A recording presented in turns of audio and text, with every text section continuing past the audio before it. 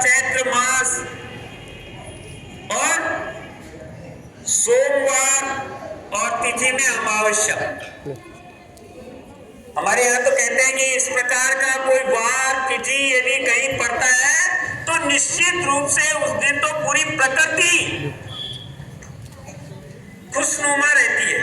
और उसी क्रम में आज के अपने इस विद्यालय में भी एक छोटे से यज्ञ भगवान का आयोजन करवाया गया। और उस यज्ञ भगवान के आयोजन पर सबसे पहले तो यज्ञ आचार्य जी श्रीमान श्री जगदीश जी आचार्य जी के द्वारा इस यज्ञ भगवान का कार्यक्रम संपन्न करवाकर हम सबको आशीर्वाद प्राप्त हुआ।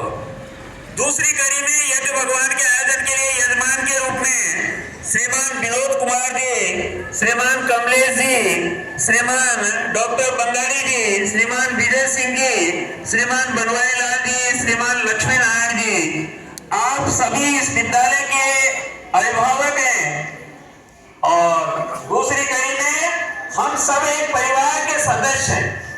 इन्होंने अपने कीमती अमूल्य समय में से समय देकर के और इन भैया बहनों का मनोबल उत्साह वर्धन करने के लिए और इस कार्यक्रम को सफल बनाने में अपनी जो सबसे कीमती वस्तु है वो है समय। वो समय दिया, उसके लिए विद्यालय परिवार की ओर से आप सबका बहुत बहुत हार्दिक अभिनंदन, स्वागत। बड़ी ताली बजा।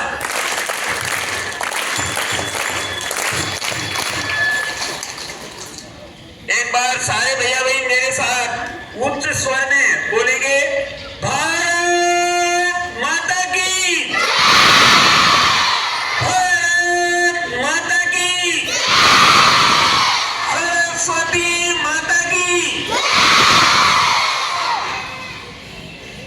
हम सबको ध्यान में आज के वर्तमान तकनीकी युग में प्रत्येक अभिभावक, प्रत्येक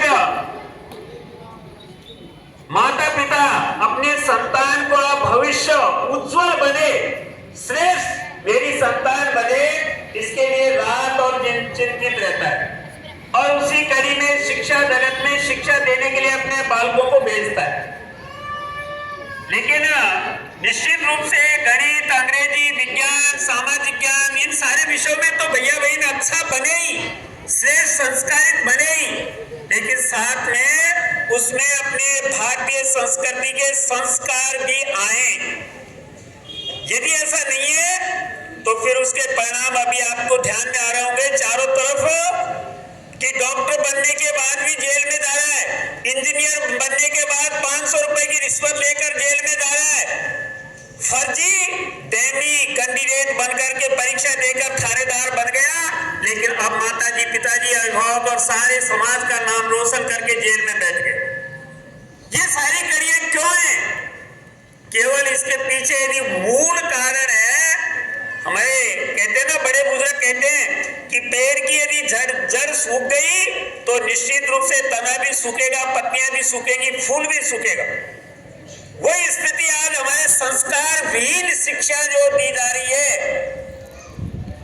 संस्कारों का जहां पर आदान प्रदान नहीं हो रहा, इसलिए ऐसा हो रहा है। तो निश्चित रूप से ये विद्या भारती पूरे देश में जो अपनी शिक्षण संस्थान चलाती है, उन सब शिक्षण संस्थानों का उद्देश्य है श्रेष्ठ भैया बहन तो बने, लेकिन साथ में वो संस्कारवान भी बने। और उस संस्कारवान के लिए और इस यज्ञ भगवान के लिए एक छोटी सी बोध कथा में कहकर के अपनी बात पूरी